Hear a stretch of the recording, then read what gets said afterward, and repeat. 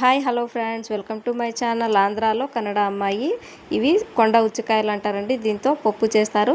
నేను ఎలా చేస్తానో చూడండి. ఇవి ముందుగా చించుకొని ఒప్పులుగా చేసుకొని వాటర్లో వేసుకోవాలండి.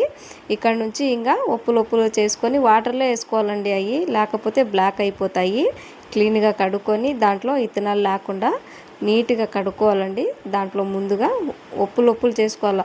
లేదు అంటే మీరు రోకలో వేసి దంచుకొని క్లీన్గా నీట్గా కడుక్కొని సాంబార్ చేసుకోవచ్చండి.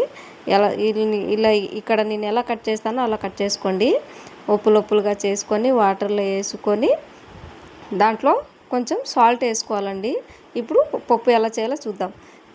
ఇప్పుడు పప్పులు వేసుకొని దాంట్లో టమాటోలు వేసుకొని ఒక పొటాటో వేసుకొని మళ్ళీ ఆనియన్ వేసుకుందామండి. చూడండి నేను ఇప్పుడు ఎలా వేసుకున్నానో ఇప్పుడు మూత పెట్టేసి గ్యాస్ మీద పెట్టేసుకుందామండి. అయిపోయిందండి.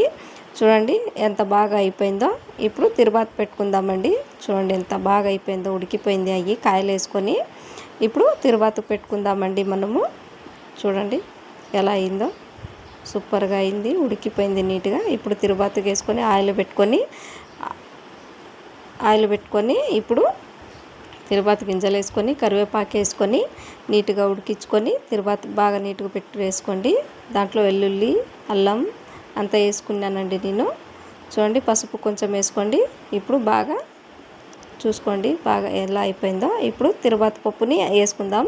దాంట్లో కొంచెం ఎంటీఆర్ సాంబార్ మసాలా వేసుకొని సాల్ట్ వేసుకొని చేసుకుంటే పప్పు సూపర్ అండి. చూడండి ఇప్పుడు మా ఆయన తిని చెప్తారు.